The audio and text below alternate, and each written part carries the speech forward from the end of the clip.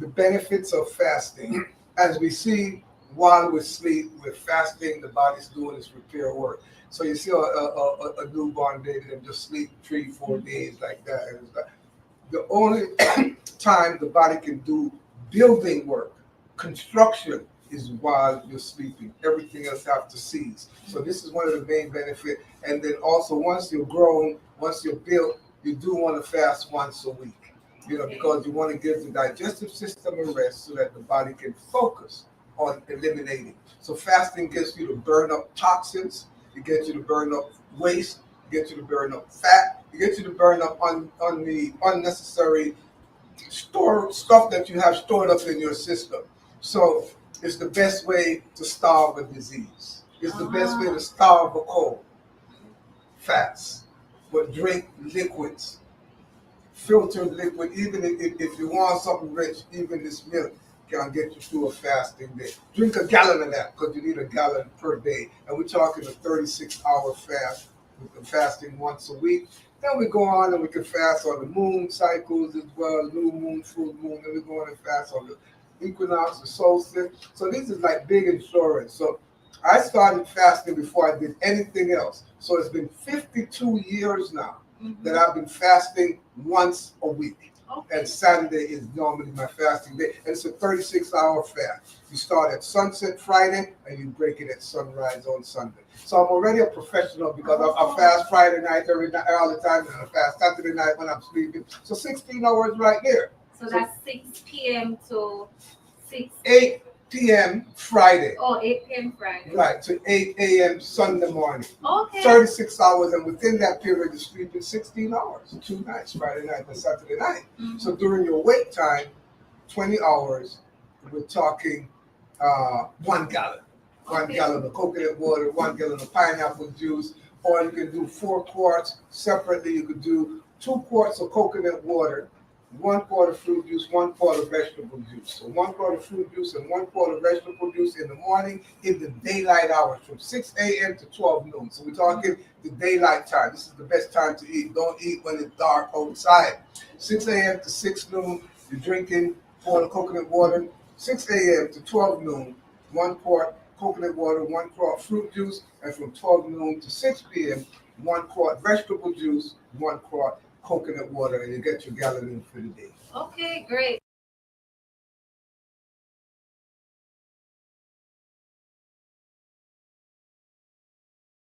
Myself. All right, greetings. So, welcome. So, I am live streaming on both channels, MaatSpeaks and the Cycle Priestess, and I'm also live on Instagram. Now, with Instagram, I'm not going to be really checking over there that much. So if you want to join the conversation, meaning if you want to put comments, ask questions, all those good things, I do suggest that you come on live to the Cycle Priestess YouTube channel. And oh, greetings, pieces. Thank you for joining me today. Oh, well, right on time. Yes, join the conversation. So, yes, I can't wait to have this conversation about alternate day fasting. People have asked me about fasting. There's a lot of misconception about fasting. So, we are going to get into the conversation. Now, this is what I consider Wellness Fridays, right? So, on Fridays, I like to talk about wellness. I choose Fridays because one of the hardest things, and this is probably a personal thing for me, but one of the hardest times that I have eating properly is on the weekend. The weekend is usually when I'm like, it's the end of the week, it's Friday, and I struggle with eating the most, right? So I think it's because a lot of things you're unwinding. It's the end of the week. And so that's usually when I want to eat, So with that being said, you saw the thumbnail. We are going to be discussing that really soon. We're going to get into that. All right. TW Popcorn, always good to see you. You have just, I just love when I see your name in the chat. So appreciate you for coming through. All right, so we are going to go ahead and jump into the conversation. Now, since I'm on both channels, in the description, you will see where you can find my information. If you are a part of MaatSpeaks, I'm gonna try to multitask here. But if you have been loyal to MaatSpeaks and you just want to continue to support my channel or just support my endeavors, I do ask that you will go on over to the Psycho Priestess channel, and I'm putting it in the chat now. Go over to the Psycho Priestess channel and go ahead and support that channel as well. I'm growing that channel. That is more of my fitness channel. That's more of, it's the holistic approach to fitness. So more often the wellness conversations will be on that channel because I'm trying to merge that more into the nutrition and fitness arena. I also have some videos that I'll be putting up concerning fitness, right? Because I'm a fitness instructor. I'm a spin instructor. So I'm definitely hoping to put that over there very soon. Now, if you just want to support me, there are definitely ways to support me.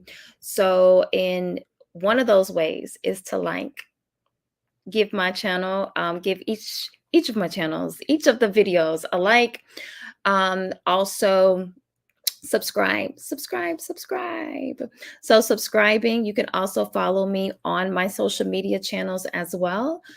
So I'm going to, I'm getting back used to YouTube, y'all, so just bear with me.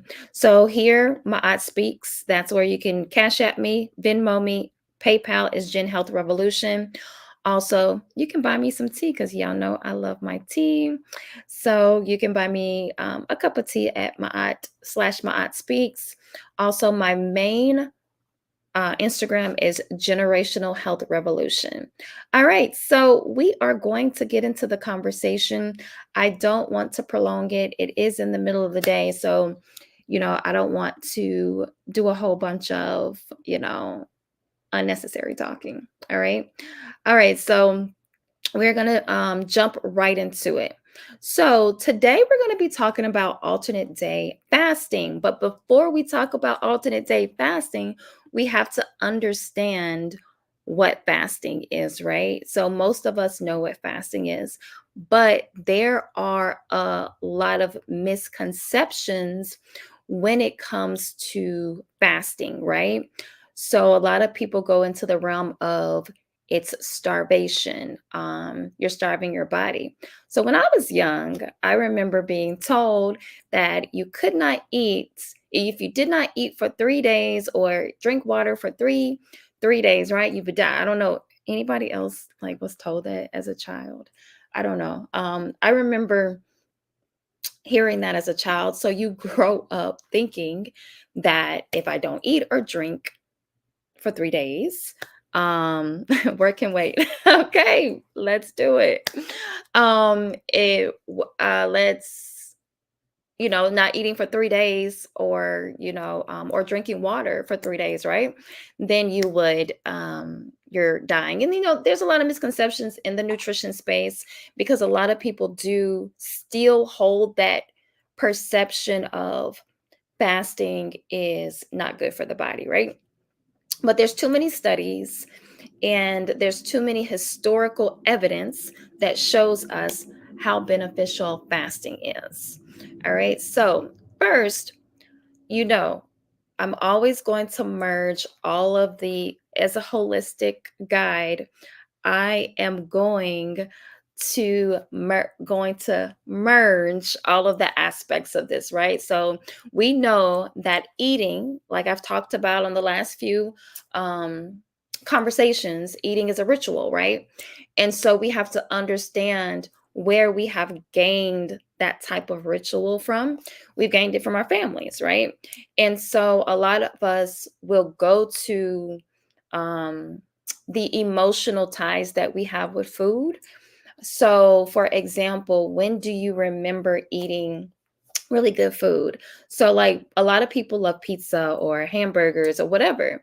And remember, your parents or whomever may have given you like may have said, hey, I'm going to take you out for a treat. And what was a treat to you? A treat may have been pizza, it may have been fast food, it may have been cookies, it may have been cake, it may have been ice cream, right? So we have that from a young age. When we learn that food is tied to reward, we only think that food is um good food. We think good food is tied, like toxic food is tied to reward, and healthy food is punishment. So a lot of times people will say, well, I don't want to diet, right? But we have to understand the mindset shift that we have to have in order to understand what food is. So the main thing that we have to understand about food is medicine, right? So, there are people who are like fruitarians or they fast forever, for a long time, but we have to understand that food is also medicine. So when there are certain times of the month, of the year, that you should really be in absorbing certain foods because they are necessary for good nutrition. But do we have to eat every day? That's like the question. And greetings to my brother AK. Good to see you. Greetings, greetings. And so we have to understand that so the question I was asking, do we need to eat every single day? Is that necessary? And so understanding that is the key, right? So let's get into what fasting actually is. Fasting can be done in several different ways, right? So we have fasting where people fast for days. There are people who fast for weeks, and I'm going to talk about the study where the guy fasted for a whole year. So I'll talk about that in a moment. But understanding that fasting just means that you're taking something out of your everyday diet.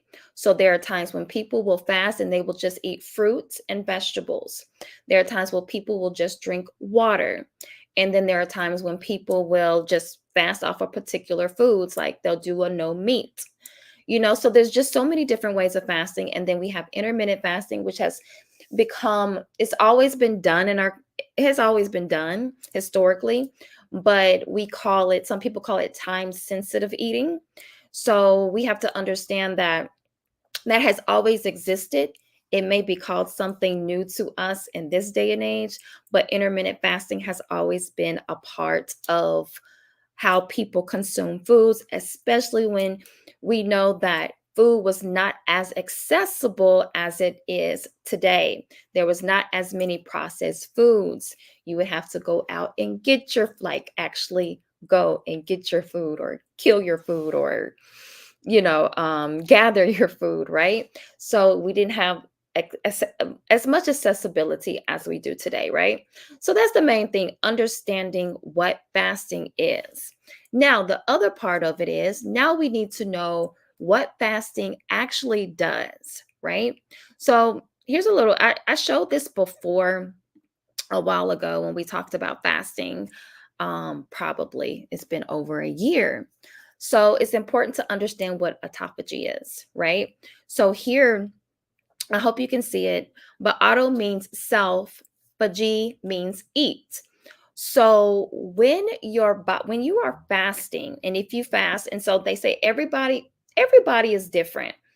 And when I say everybody's body is different, right? And so autophagy may kick in at different times for different people.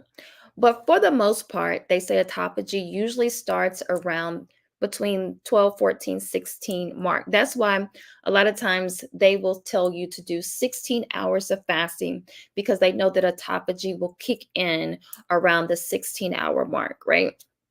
Now, you know, I did 16 hours. I did 16 hours of fasting for probably a couple years. So they say 16 hours is usually the easiest to stick to, and it's more studies on the 16 hours. Therefore, that's what most people will recommend, because there's more studies. People can do it easily because you're fasting also when you sleep. So if you're sleeping for 8 hours, right, and you get up, all you got to do is wait another 8 hours to eat, right? So anyway, autophagy. So autophagy is the body's way of cleaning out damaged cells in order to regenerate newer, healthier cells.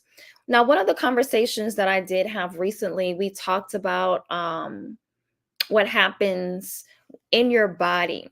So your skin cells renew very quickly. That's why when people change their eating habits, you will see it show up a lot more in their skin, but organs may take longer to regenerate, right?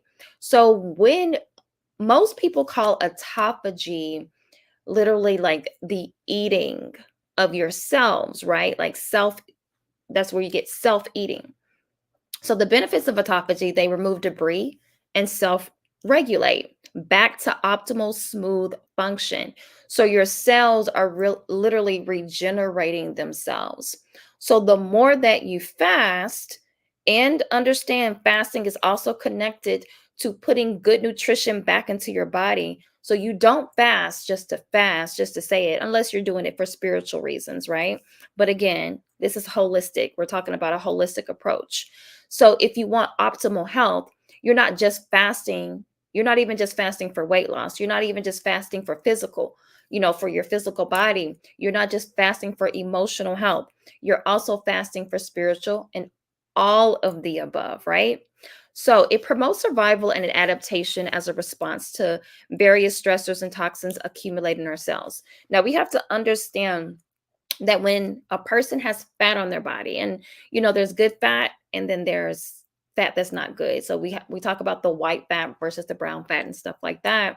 But you want to understand that when you have fat, the larger or the more fat that you have in your body, the more likely you have toxins that are accumulating in those fat cells. And so when you fast and you practice autophagy, it is promoting this adaptation, right? It's promoting this need to release the toxins from your cells, right? And so this is best known as the body's way of turning the clock back and creating younger cells. So you've seen this, right? You know that there are people who are looking younger. They're in their 80s, right? I remember the first time I was I sh- I talked about the lady on one of the videos where, when I first was introduced to plant-based eating and to a living food lifestyle and to raw foods, I remember the lady at the time, she was 70. I think she's in her 80s. I think she's 80 now, or 81, and she looked like she was 40s or 50s, and I was like, wow, skin just flawless, right? Because when you're fasting and you're also putting the right foods into your body, you are literally turning back the clock. And I know in our community, I know we like to say that black don't crack, but black does crack sometimes. Okay. So black does crack. So if you're not treating your body properly, it will crack. Okay. So that's just science, basically. Right. All right. So the other thing that we need to understand when we're talking about fasting, so that's basically like, if you want to know what fasting does for the body, you can look it up. There's plenty of videos to look up what all the things that fasting does. It helps your brain. It helps your body, helps your just cells regenerate. And you have to think about your body. Don't just think about your body as like this flesh. Think about what is happening within your body. What is going on? Think about the cells that are constantly moving within your body. So that is what is happening for you. And where are your cells located? Just where your cells, right? Your cells make who you are up, right? So think about that as you're fasting, that I'm literally regenerating my cells for my body, and I'm working on my future body. So that's very important to understand as you are in this process of wellness, that it's not just about the physical and the aesthetics, but it's like, what kind of body do I want when I'm older? A lot of us know that we have experienced people in our lives that are sick, people in our lives that, yeah, I'm just going to put it out there, like are sick or who may have even died of some kind of sickness, right? And so you say to yourself, is this particular thing worth me being sick in that way in the future? Right? So I'll be 39 and on Monday, next Monday. On September 2nd. That's my birthday, right? And so I'm not just thinking about right now, I'm also thinking about when I'm in my 40s, when I'm in my 50s, because you want optimal nutrition, your like the longevity of your life, right? So let's talk about what is happening and what do you need to know about what's going on in your body when you are eating by versus when you're fasting, right? So there are three important things that you need to think about when it comes to fasting and when it comes to eating. And so you need to think about the hormone leptin, ghrelin, and insulin. Those are the three things that you really need to be concerned about, especially if you are on a journey to wellness. That's extremely important. So let's talk with leptin. Let's start with leptin, because this is something that most people don't know about, don't think about, and it's very important to understand. So leptin is produced by fat cells, and so you might think, wow, like that's so if I don't have a lot of fat cells, and everybody has these, right? Most people have fats on their body. And it signals the brain to tell you when to stop eating. So when you eat a meal, your brain is supposed to tell you, right? Because the fat cells should be communicating between the fat cells and the brain. Now, there are times when this may not happen because you may have a hormonal imbalance. There are a lot of reasons. So you've seen the show where it's like really obese people and they seem like they can't stop eating. There's usually some type of imbalance there. And the thing that I would say with that is, I always say, what comes first, the chicken or the egg, right? And so a lot of times, our food has initiated a response in us, and now we're having a very hard time with um, the natural processes in our body, because leptin, the benefits of it should there's benefits to this, right? So let's talk about leptin. So leptin resistance can make you feel hungry all the time. So that's the opposite. That's what I'm just talking about, right? And so what are the causes of this? It could be dehydration, excessive carbs. I put processed foods here because we have to understand carbs are necessary. But most of people are not eating the necessary carbs. They're eating the carbs that we should not be eating that come through processed foods. So you do want your fruits that have carbs in them. You do want, you know, things like, some of your grains and stuff like that have carbs. Quinoa is a great source of carbs. Like, these things give you energy. Your body does need energy, right? What did I just say? I said food is medicine, right? Okay, so those are things that's going to cause leptin resistance. Also, you have emotional depression, stress, high cortisol levels. Now, these things will also cause leptin resistance. Then we have our visual or sensory cues. Now, remember, I talked about this before. I talked about how um, your your digestion system, it doesn't just start. Your ritual of eating doesn't just start when you get the food in front of you and you're about to put it in your mouth, right? We know that we can be walking through the store and we're going to see something and our stomach may start growling, right? Or we may smell something and we're like, oh, that smells so good. And then you're going to want to eat it, right? That's why marketing and commercials are so powerful, because they are they're sending those cues to you. So then when you see that commercial late at night, that fast food commercial, and you're like, I want to go get that, or I'm going to go get that tomorrow, or you might just say, I'm hungry now, I'm going to go to the kitchen because I just saw that commercial. So these are all things that are very important to understand.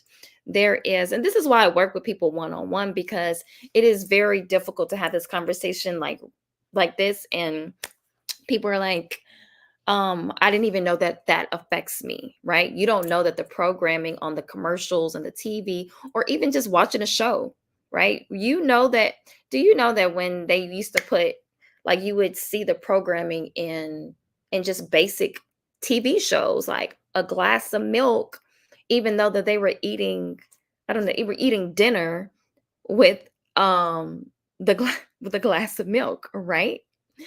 And Cheryl said that I was told that the digestive process starts from the saliva and chewing. Yes, that is the scientific, like, that's the one, but it starts way before that, right? So think about, and this is very important, that we are mindful of what's going on in our own bodies, because think about when you smell something. You might have been not even thinking about food and you smell it. Does your stomach start growling? Like, I know I have those times where my stomach will start growling, even if I'm not really thinking about food, because I smell something or I see something. So, and Dr. Africa even talked about that. He talked about how these things start way before. It starts way before you even, like, put the food in your mouth, right? And so that's very important to understand, especially if you're on a wellness journey or a weight loss journey, understanding those different cues and how they can affect you. That's why I will tell people, be careful of where you go when you are starting a new journey. Be careful of who you are around, because it can affect you. Now, you will build up discipline after a while and those things won't affect you. But you do have to start maybe not doing certain things because of that. All right, so that is what leptin is, right? And so we have to understand how leptin is now connected to ghrelin, right? So what is ghrelin? So I'm going to put, before I talk about ghrelin, I do want to show you something really quickly. Let's look at this really quickly. It is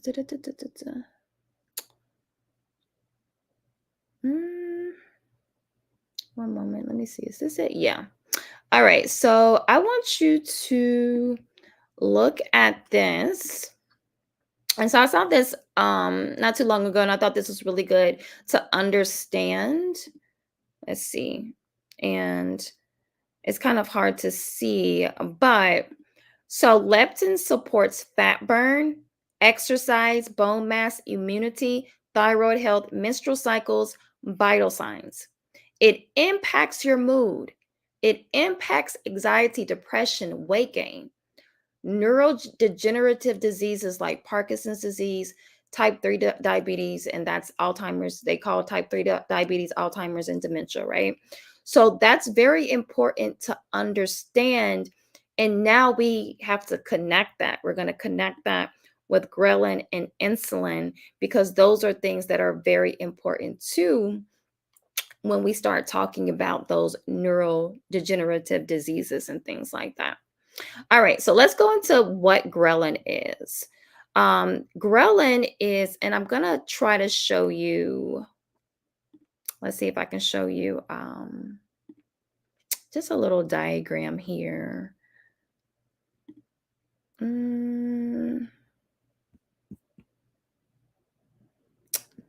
Let's see. Okay, yeah, I'm going to show you this diagram here. And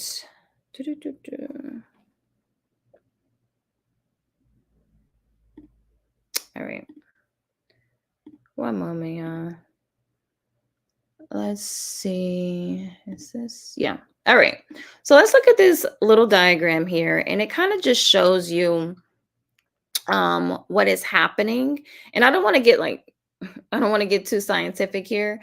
I just want you to kind of look at what they are saying here. And there's a lot of studies that are going on with that. And so we're looking at leptin versus ghrelin.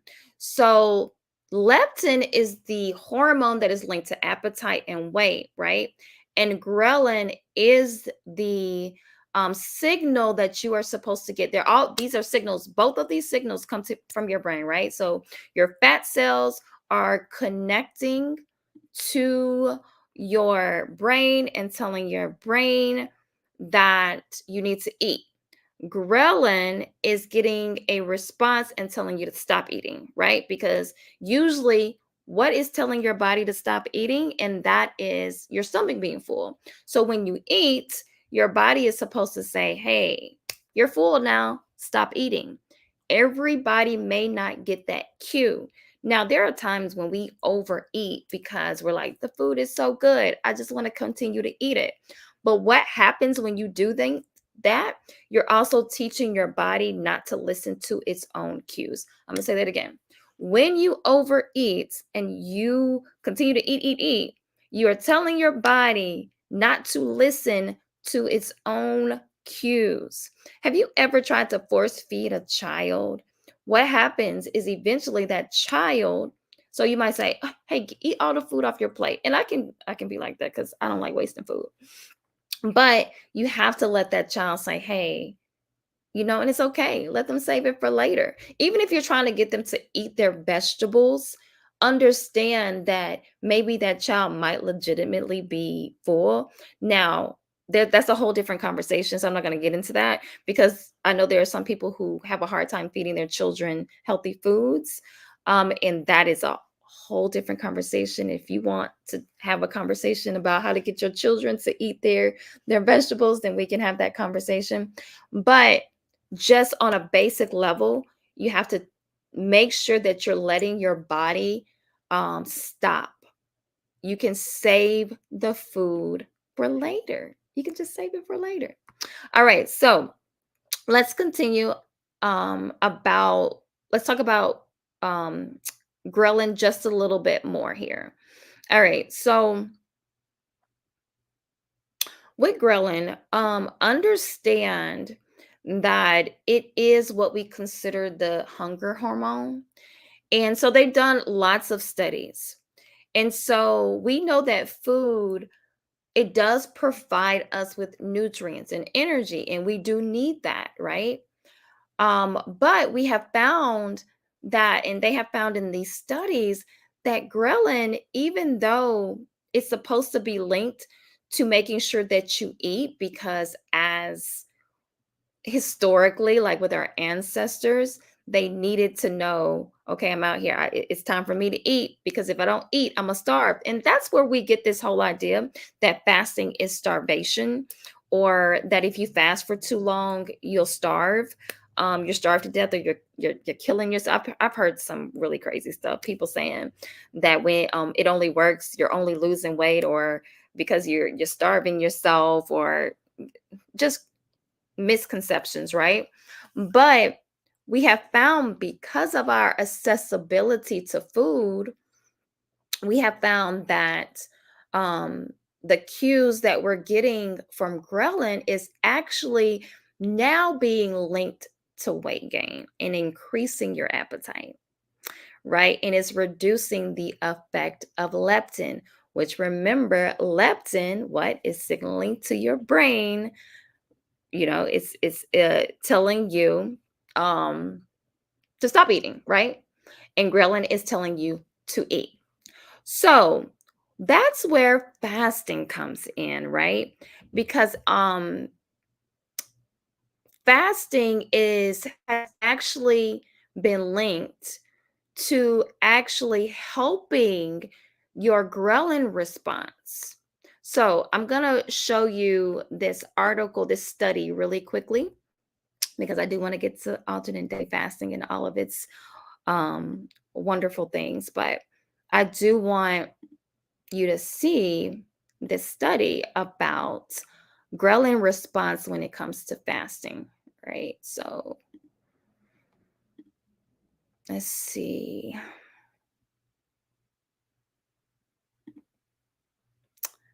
One moment, y'all. Let me get that up here. Da-da-da-da.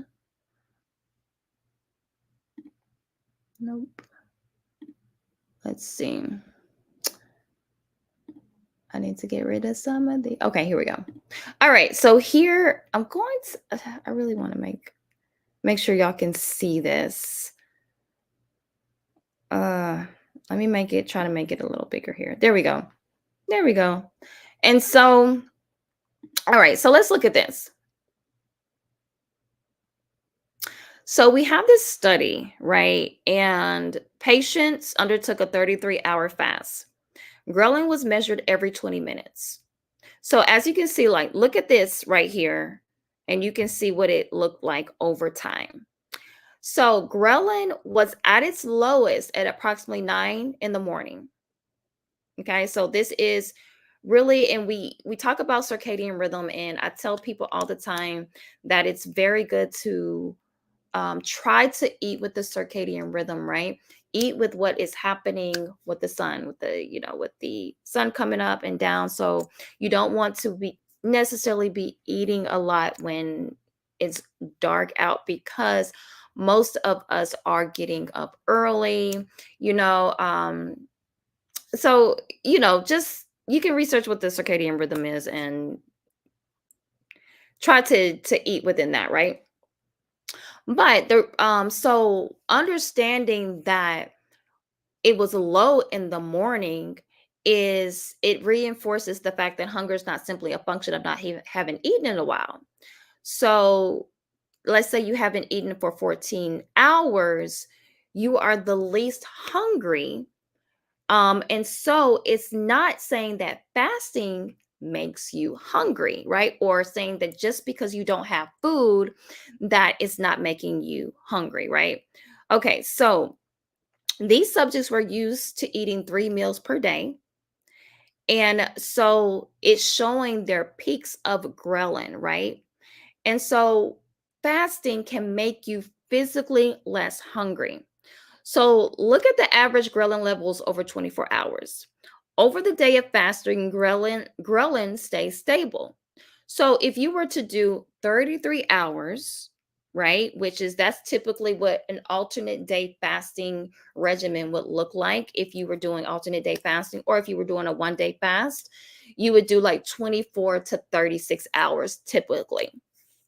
And so once you start continuously, what they're saying is that it's showing that fasting is actually going to decrease your hunger, which now it's not giving you that feeling of I have to eat. So you even see this with people who do extended fast. So when people do extended fast, Greetings, sis. Good to see you. Good to see you. So when people do extended fast, they have also seen that their ghrelin responses tend to change as well. So if you've done, like, let's say you've done a 7-day fast, usually those first few days are the hardest, right? And then after a while, it gets easier, and they say hunger tends to go away, right? So that is important to understand, that fasting actually will help those responses when you understand. Now, the other side of it that I talked about, right, is your insulin resistance. So I want to briefly talk about insulin, because insulin is a very important part of this as well. And so we need to understand, and I'm just going to talk about it really briefly. So people who typically, you hear about insulin and insulin resistance with people who are diabetic, but a lot of us can still have insulin resistance even though we are even though we are not diabetic. And that's why some people will have um issues with weight loss, right?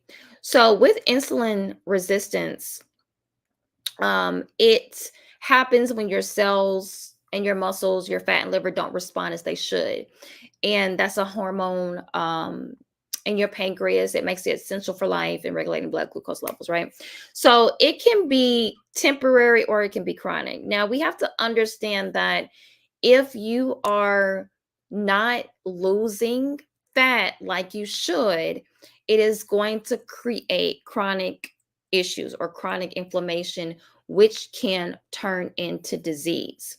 So that's where fasting comes in. And we have to understand that one of the components of fasting that activates and helps us is that what is it called? Human growth hormone. And that is what's happening. So basic, real basic, because I said I didn't want to go get too scientific, really basic. What is happening? When you fast, you're getting signals to your brain that is going to teach you how to properly properly navigate your food intake. Because what is happening, especially if you have fat on your body, it will eventually start eating, quote unquote, those cells, right? And we talked about autophagy, right?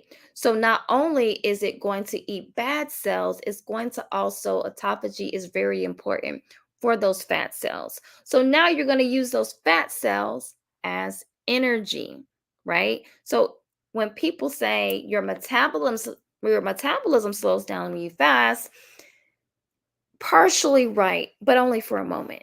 Like a moment in time. So if you can just wait that moment in time, you will understand that eventually your body is going to start using those fat cells in your body as energy.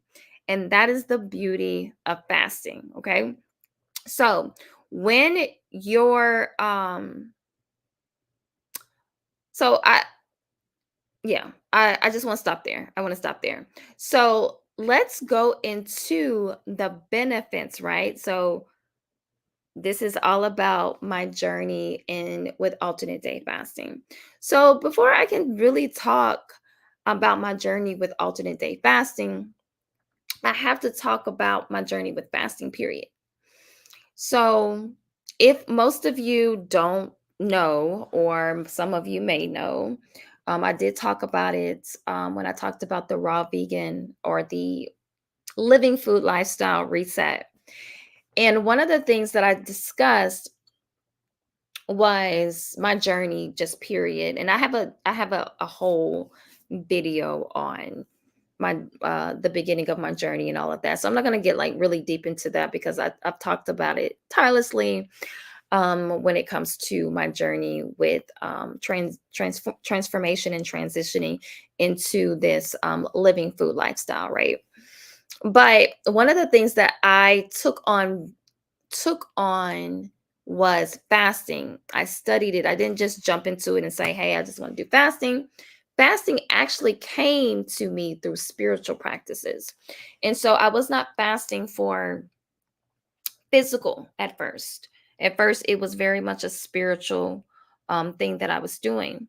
But what I learned through fasting was how it changes your mood, because you have to understand how fasting also changes your frequency, but it also changes your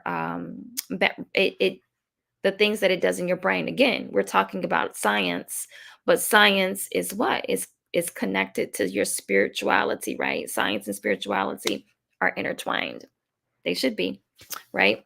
And so when it comes to um that, I did so many different types of fasting. I am what you would consider a habitual faster. I will fast forever. I will never not have fasting in my life.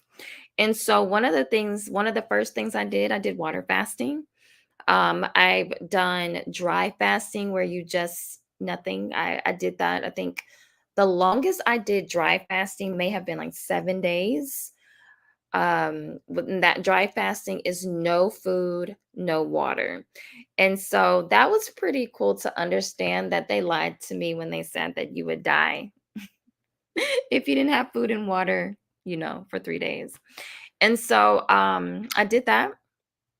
And then I got into doing like juicing and things like that. And so I talk about that. I have a transformation guide, 10-day detox, where I talk in depthly, a little bit more in depthly into that as well.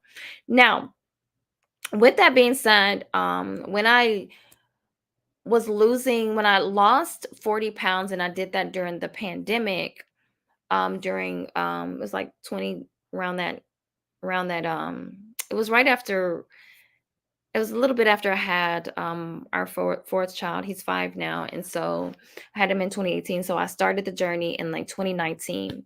I studied it. I studied a lot. And one of the things I studied was intermittent fasting. So I took on intermittent fasting and I did combine it with plant-based living lifestyle. And one of the things that I always did, and very early in the journey, I would always fast on Monday. Monday was always my fasting day, where I fasted for 24 to 36 hours.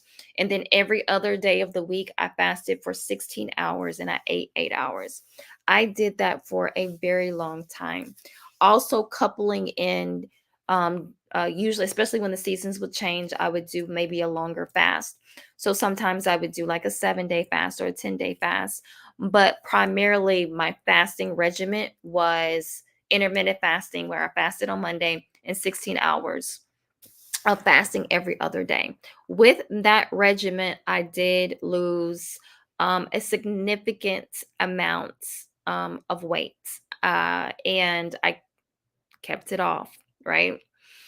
And so there was a point where I was trying to get to a certain place and really, really trying to focus in on my stomach and my stomach area.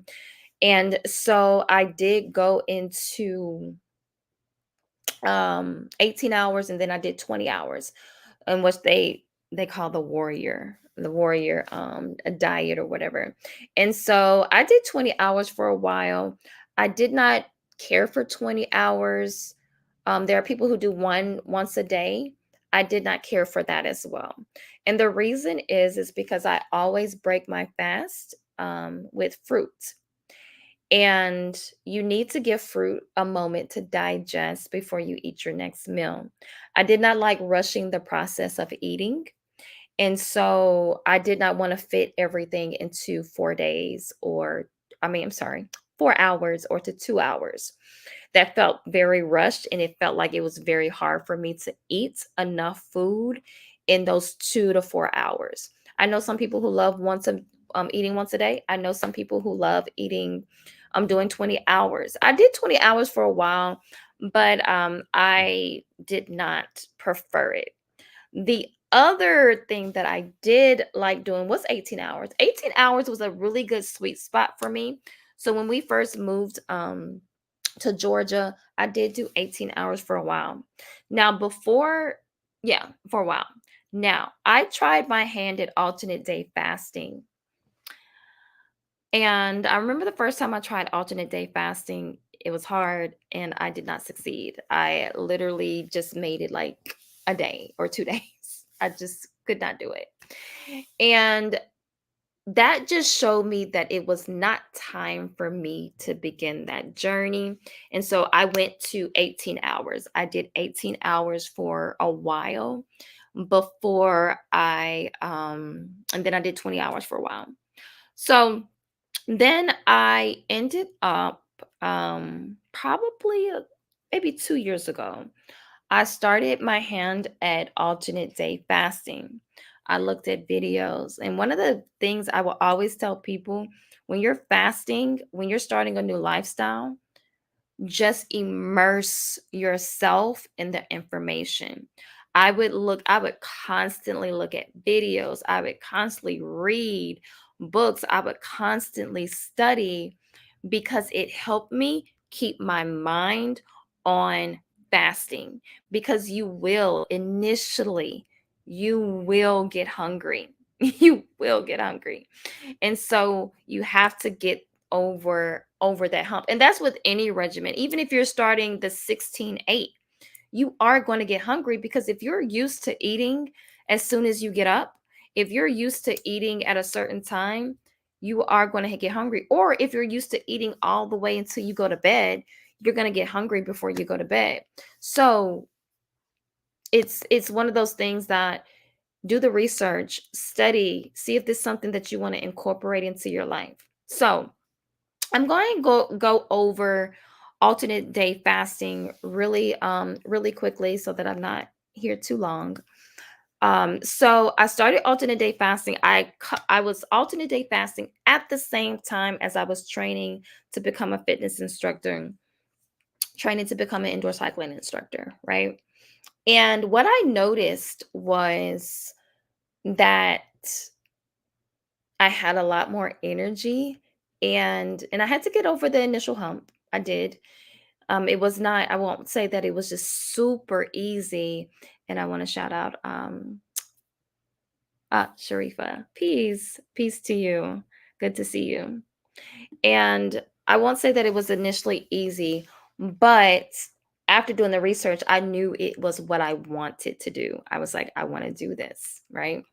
And so I was also training and doing alternate day fasting. My regimen was Monday. My fasting days were Monday, Wednesdays, and Friday.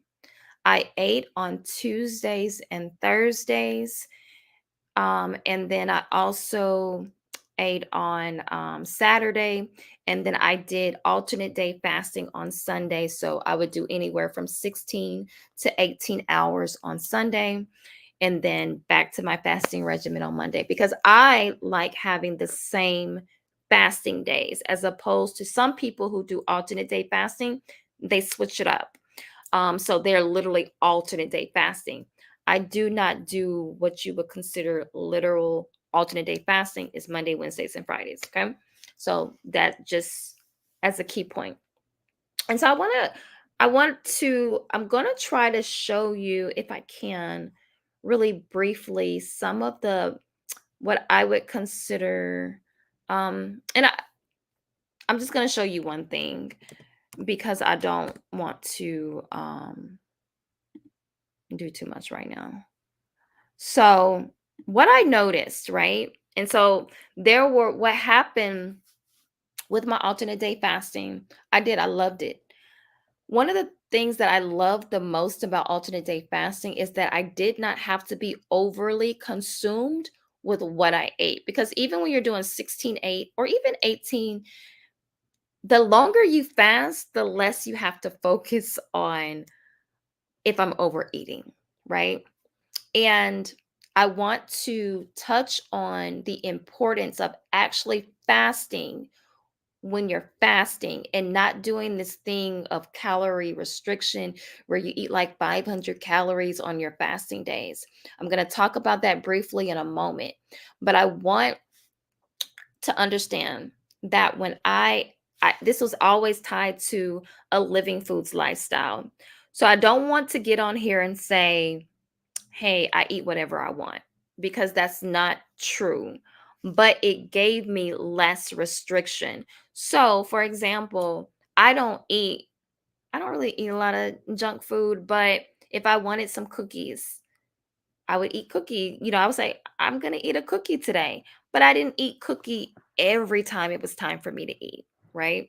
So, but it just gave me less restriction. I felt more free. Alternate day fasting allowed me to feel more free in my eating window as opposed to any other eating window. Just to be clear on that.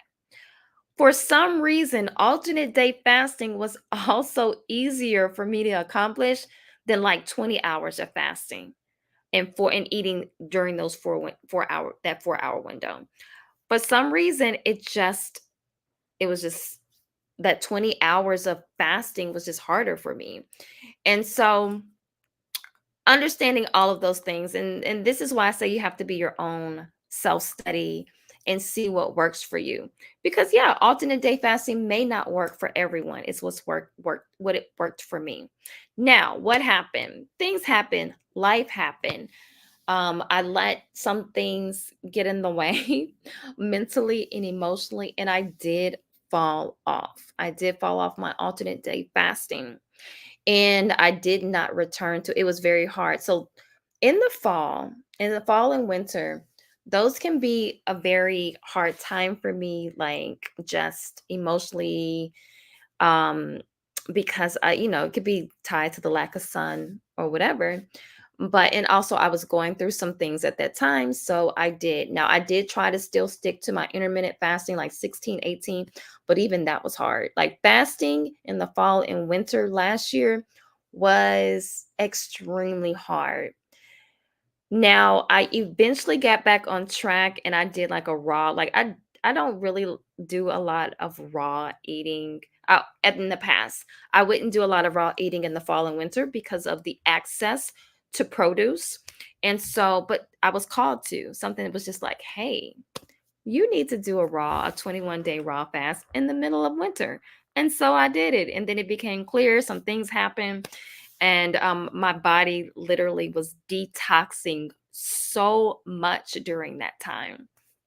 And not going to get into too many details there, but that period of time last winter really showed me not only what I was capable of, but it also showed me this journey that I am now on, right? So I did not, even after the raw detox, the raw reset, I did not go into alternate day fasting. I just started back alternate day fasting about 3 weeks ago. I think it was like 3 weeks ago. And so I remember the clarity I had around it. I had just finished my 21-day raw reset, and I was thinking about, I really want to start incorporating a high raw life food style into my journey, because raw foods make me feel so good. And so I was like, I really want to incorporate this more into my life. But then I remembered, I said, you felt really good when you were intermittent fasting, and your body looked really good when you were intermittent fasting. I mean, when you were doing alternate day fasting. And so I said, how can I incorporate those two things into my lifestyle, but not feel deprived? Right. So I really processed it for a while, and I said, I'm going to do it. I'm going to add alternate day fasting back into my life. And I'm going to also commit to a high raw foods lifestyle. So, a little bit after that, because I had some people asking about doing raw foods and doing it as a group, we did it as a group. I talked about that not too long ago. And we did it as a group. And that was one thing that really helped me be able to change my lifestyle and feel really good these past few weeks was doing it as a group. There are things that I no longer gravitate to. So the people in my raw group, they know that I was talking about chips and how much I won't say I had an addiction to chips, but I did really love eating chips. And if you ever do the raw lifestyle group, we talk about emotions and we talk about what those things are tied to. And one of those things I do know are that chips can be tied to is frustration or anxiety, even sometimes anger. And so I really had to find alternatives to eating chips because I did not no longer want to eat empty calories. So chips are pretty much empty calories, and I was just like, I'm just eating this out of, enjoyment. Chips absolutely do nothing for me, and I could sit up there and eat like a whole bag of chips, and I just didn't want that to be a part of my life anymore. And so I can go to the store now and chips just do not, they do not tempt me anymore. And I'll just say really quickly, what I replaced them with were like carrot chips and radish chips. And then I make a raw hummus. So I have recipes on my channel if you want to see that. But anyway, so yes, I adopted that lifestyle. And so I'm going to show you the transition. Okay. I'm going to show you a quick result and transition. I posted it yesterday on my Instagram. So if you're on Instagram, you follow my my page, you've already seen it.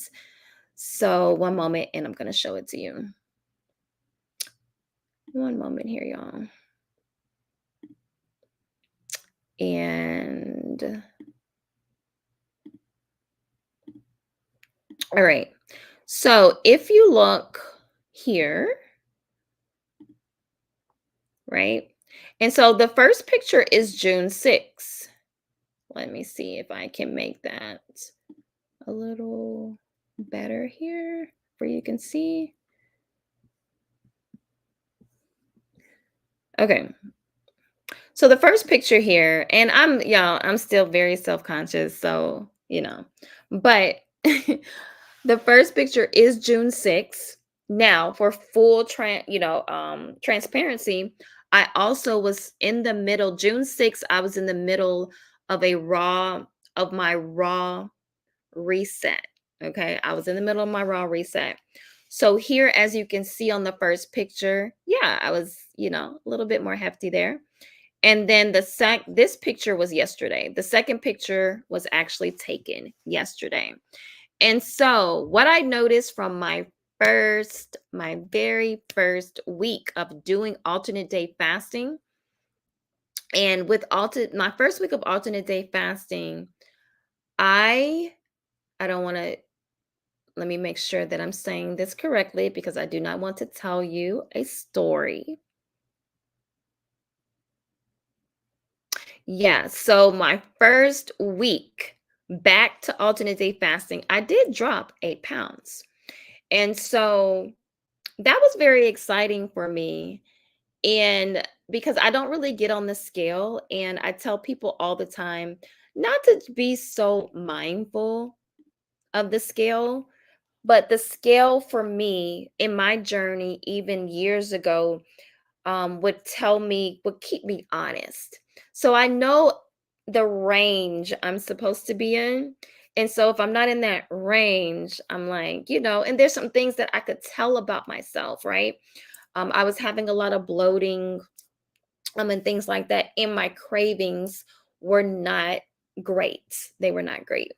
And so I wanted to make sure that I was doing something that was going to benefit my lifestyle, but also not make me feel like I was depriving myself, right? And yes. They have I was eating Lay's, but it was a certain type of Lay's. I can't remember. But yes, chips, man, I was going crazy with the chips. But one of the things that one of the things that I notice, also you notice with um, fasting, and this is very important to understand with fasting, with that human growth hormone, is how it helps you to maintain your muscle. Now, they will tell you that if you go more than 48 hours, it may, not will, but it may start depleting your muscle. So if you go more on extended fast, and you may see muscle loss. Now, I want to kind of tell you what my regimen is, because I like to be fully transparent, and I don't want anybody saying, hey, I can go eat whatever I want to eat, right? Now, my regimen now is pretty much the same as it was before. I fast on Mondays, Wednesdays, and Fridays. I eat raw on Tuesdays and Saturdays. I eat non-raw on Thursdays and Sunday. Okay. So with that being said, again, and that was a lot to throw at you at one time. But a typical week, I fast on Monday. Mondays are easy for me to fast. I think it's because I've been so conditioned to fast on Mondays anyway, but also Mondays, because I used to do Mondays all the time anyway. Mondays are extremely busy for me. So for Mondays, fasting is typically easier. In the evenings, that's usually when I get a little bit more hungry, but I drink some tea and I'm good to go. Now, Tuesdays, I do eat raw. And so my whole day is raw eating. And I just love that. Now, with being raw, and when you're alternate day fasting, you do want to make sure that you're eating enough food to maintain your raw days. So Sunday also is a bigger eating day for me. So Monday is probably why it's also easier for me to not think about food, because there's a lot going on there. I've eaten pretty big that day, and then also I have I'm busy on Mondays. Wednesdays have gotten better. At first, Wednesdays were a struggle because usually Wednesdays are like my off day. I'm usually around the house more, and it was a struggle. I did notice this past Wednesday, it was easier, barely thought about food. Thursday again is my non-raw day, so I tend, to eat. Maybe I might treat myself. And when I say treat myself, I'm not talking about like eating toxic foods. To me, toxic foods are not a treat. But I might go to one of my favorite stores, and I might get me like a spelt biscuit or something like that. Something that I perceive as a treat, but it still has good nutrition in it. And then Fridays, again, fasting. Fridays tend to be a little harder. I did notice that last Friday got easier. It was still difficult. I wanted to eat. Today, I'm fasting today. Now, today I haven't I haven't had the urge to eat yet. I have drank some tea, but I have not had the urge to eat. Usually it does not sneak up on me until later on in the evening. Um and then Saturdays, that's usually another raw day. Usually on Saturdays, I do tend to treat myself to a raw restaurant. Not all the time, but sometimes I do, because Saturdays can be a little bit more difficult for me to stay raw, because like my whole family is eating other things. And so I'm like, I want something, a little bit more that feels more like a treat. So there's a couple places here in Georgia that I'll go to that have really good raw foods, and it feels like a treat. And then on Sunday, I do 16 to 18 hours of fasting, and then I eat. just regular. Sometimes it's pizza. Sometimes it's tacos. So, sometimes it just depends, it's usually something that also may feel more like a treat because I know that I'm about to fast on Monday, and then I have those fasting days.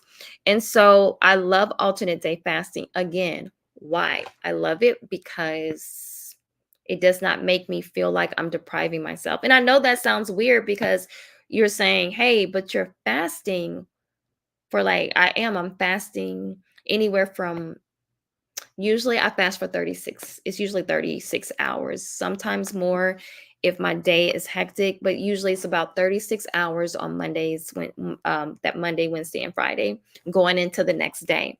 Also, I am, like I said, I'm a fitness instructor, I'm a spin instructor. So I do not eat until usually after my classes. I usually teach in the mornings. And so I usually don't eat until after that. That for me, everybody is different. But for me, I do that because I know that it's going to tap into that fat because I've already fasted. And so now it's going to also be an extra layer of attacking that fat. I still work out, I still teach on my fasting days or my non-fasting days. I go to the gym, I do strength training, I do all of those things. I do not feel deprived. I do not feel that it's a struggle for the most part. But again, I have been fasting. I'm a habitual faster. I've been fasting for a very long time.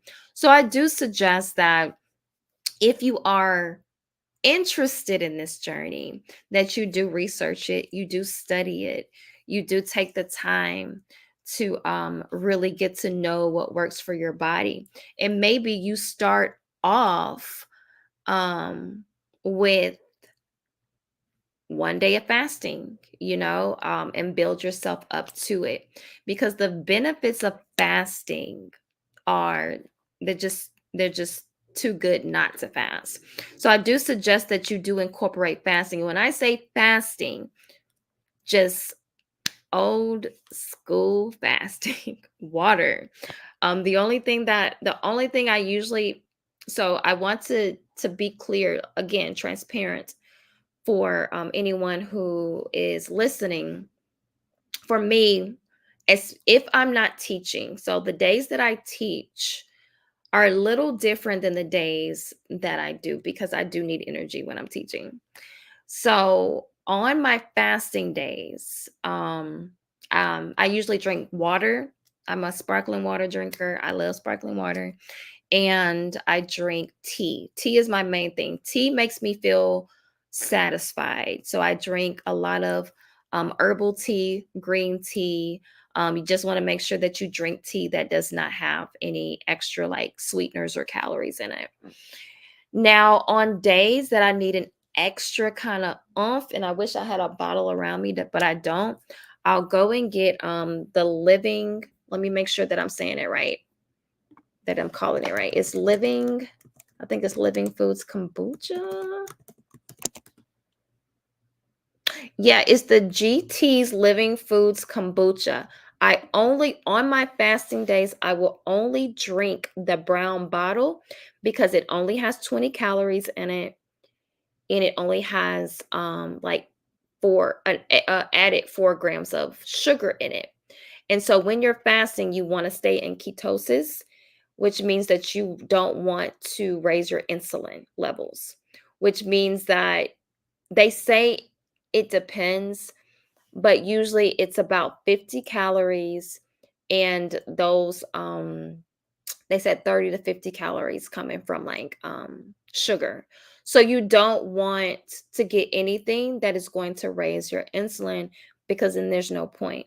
So the people, and I'm glad that I brought that up, because so the people that tell you that it's okay to eat 500 grams of calories on your fasting days, it does the same. It's not true. You want to keep it under 50. I know some people who say, I can't give up coffee. I need coffee for my job. So they'll go and they'll get some coffee and maybe get like some low sugar creamer or something like that, just as long as it's under I prefer not to have calories on my during my eating window. I mean, I'm sorry, during my fasting days. But if you have to, just be careful. I like the kombuchas, the GT's Living kombucha in the brown bottles. I like those because there's only 20 calories and I know they're not taking me out of ketosis. I've tested it. I only try to drink one, and if I need it, and it's only if I need it. And those are the days where I'm teaching and I might feel a little more drained and I just need an extra pick me up. That's the only time I'll drink anything else. Other than that, it's just water and tea. And I'm telling you that I'm only doing that because I am an instructor. If you're not exerting a lot of energy, it's no need for you to do it. You want to get used to um sticking to water and tea during your alternate day fasting. That's personally what I feel, but everyone is different. And so if you have any questions about it, feel free to ask me. Again, you can catch me on Instagram, Generational Health Revolution. I'm also have my Instagram, Psycho Priestess. And then again, I'm going to put this in the chat one more time. If you're following my MaatSpeaks, go ahead and give the Psycho Priestess a follow as well. Building that channel. I do hope to have some cycling videos up there very soon. I'll probably have something up there next week. But if you don't have any questions, I have to look into Rod. Yes. And I want to say something about restaurants really quickly because I did talk about restaurants not too long ago. And be very careful of going to any restaurant because you don't know what they're putting in the food. So, there's some restaurants that I trust a little bit more, but I do notice like when I go to certain restaurants, you can tell like especially when you start training, your mouth is more trained, your taste buds are more trained. You can tell like there's extra salt, and things like that. And so you just want to be careful with that. Preparing your own foods are always the way to go. But when I need an extra treat, when I want to feel like I'm treating myself, I will go to like raw restaurants. I'll go to plant-based restaurants when I want something. And so, it's very important to take ownership of your body. You don't want anybody else feeding you, curing you. You want to do all of that stuff yourself. Not saying that you can't go to people who are specialists and things like that. That's also important too. But you want to be able to have some type of ownership over your own body. So it kind of depends. So just like food is medicine, tea can be like what you drink can be medicine. That's why I tell people don't drink your calories, because drinking your calories is just pointless. Like I want to enjoy my food. So one of the things that you can do is what's your goal, right? So for me, I need energy to teach. So I drink a lot of green tea. I don't do a lot of black tea, but I do green tea because of the antioxidants and because it doesn't have as much caffeine as something else. So if you need energy, if you're like, I really need some energy. So what does my tea look like typically? It usually is green tea, and I might put something else like to flavor it, like another tea in there. So maybe hibiscus or something like that, and then I'll add lemon. I used to do apple cider vinegar in my tea. I haven't done that in a very long time. And then I'll add like some cayenne pepper. Now there's other teas that I drink for different reasons. Like I'll drink dandelion tea, right? When I'm trying to work on my liver health. I'll drink uh what's some other tea? Oh, ginger tea. I'll drink ginger tea when I'm just trying to when on my I usually typically drink ginger tea on my eating days to like further digest my food. But there's so many different teas out there. Ashwanda, I'll drink that to work on my cortisol levels, because we do want to understand, and that's a very good question, because we do want to know, do want to know that what's happening in our bodies when we're fasting. So fasting is typically a stressor on your body. So when you're doing intense cardio, it's a stressor on your body.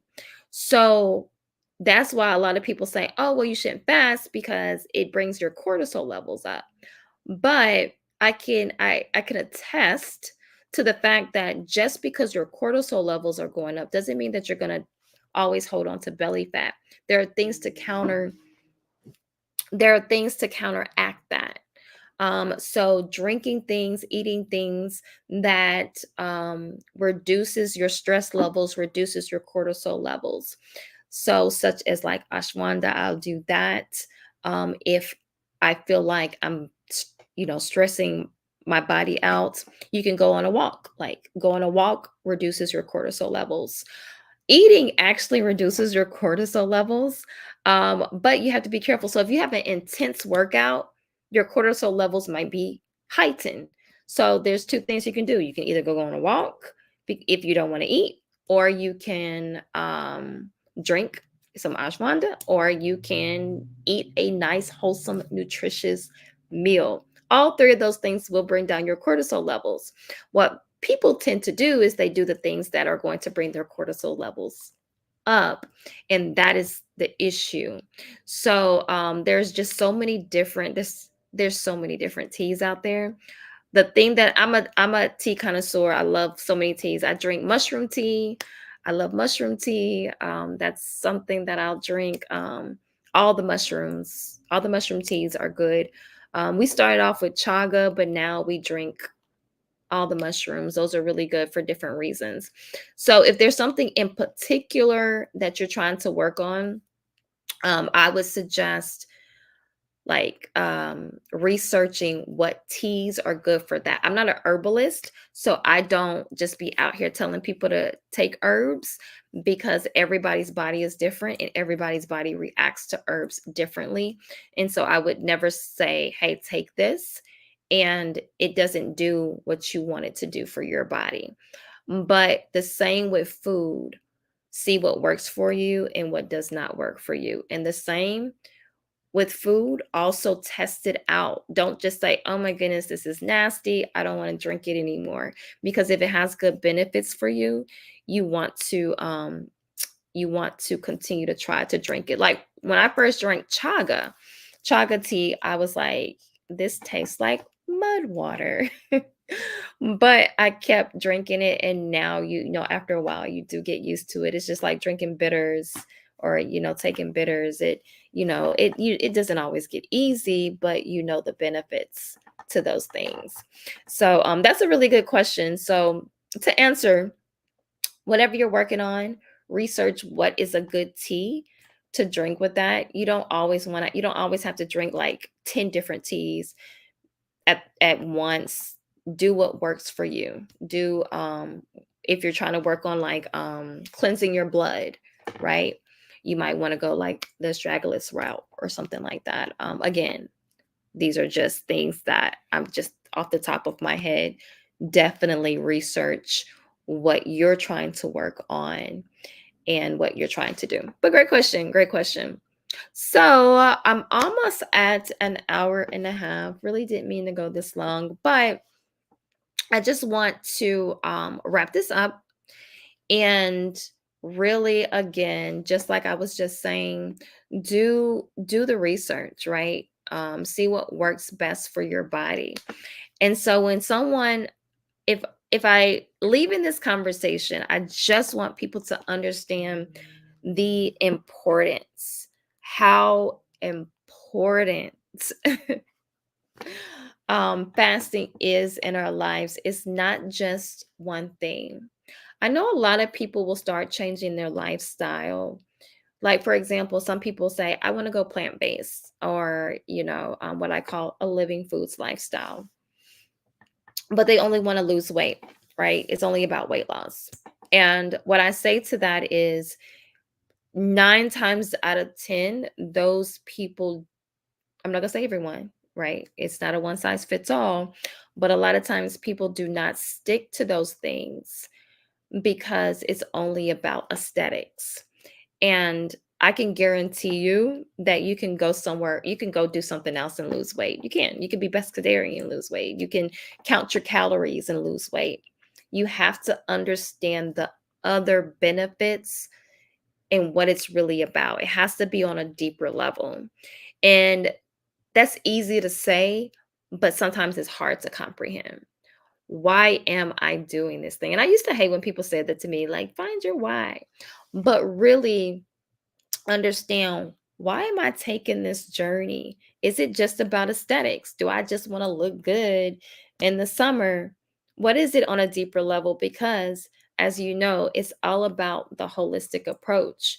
So if I am changing my lifestyle, I have to think about it from a mental level, an emotional level, a spiritual level, right? In a physical level.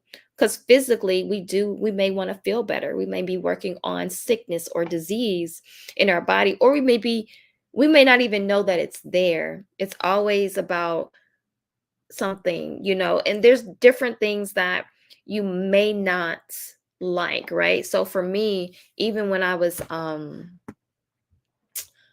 say, like, in my 20s, even though I didn't have high blood pressure, I knew it was present in my family, and I knew that I was on the cusp.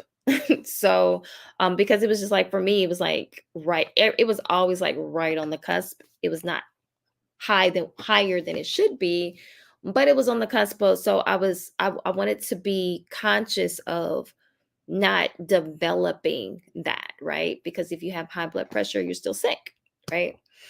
So thinking about those things in your future self, what you want your future self to be, and also your environment, your children, that's why we call it generational health revolution, because it's not just about me. It's about our children. It's about our community and what they're inheriting. Are they going to be inheriting disease, or are they going to be inheriting sickness? So it has to be bigger than now in your aesthetics, because everything that we do, our children follow. And I'm going to have a conversation later when it comes to children, because I think a lot of people are like, I can't make my children eat like this, right? And you most certainly can, because a lot of people say, well, what about, it could be, I've heard some really crazy stuff when it comes to children, like it can be borderline abusive to make them eat this way. But I could say the opposite of giving them toxic foods, right? Because in the long run, what does that do to them? So that'll be a separate conversation. But this was about alternate day fasting. This was about the journey. I have truly enjoyed it. I am right where I want to be, like, as far as my body size. It has gotten me down. It has made me feel stronger, more energetic. My mind is clear. Even my daughter keeps telling me that I'm glowing. So I guess maybe that's from all the day fasting. Maybe it's from the raw foods. I don't know. But it has really, I was asked the other day, when are you going to stop? I don't plan on stopping. I don't plan on stopping. Fasting is a part of my life. I think the benefits of it, unless I get like to a point where I'm getting too thin or something, I could see myself maybe going down to maybe 2 days a week. But fasting will definitely always be a part of my journey, always a part of my life. It is a lifestyle change. Everything that you do is a lifestyle. So your lifestyle is either creating health or it's creating disease, right? So understanding that. And sometimes it's hard for people to understand or comprehend or want to take. But what is your lifestyle? What is it doing for you? Is it creating health? Is it creating generational health? Or is it creating generational disease, generational healing, or generational disease, right? All right, so I'm going to stop there. It has been wonderful hanging out with y'all this afternoon. Thank y'all for joining me. Thank you for the questions. Thank you for your time. Thank you for listening in. Of course, if you have any questions, you can reach out to me via social media or my email, which is, I believe, in the description, info@GenerationalHealthRevolution. But until then, I'll see you soon. Love you, love you. Peace to you. Peace. I'll see you next time.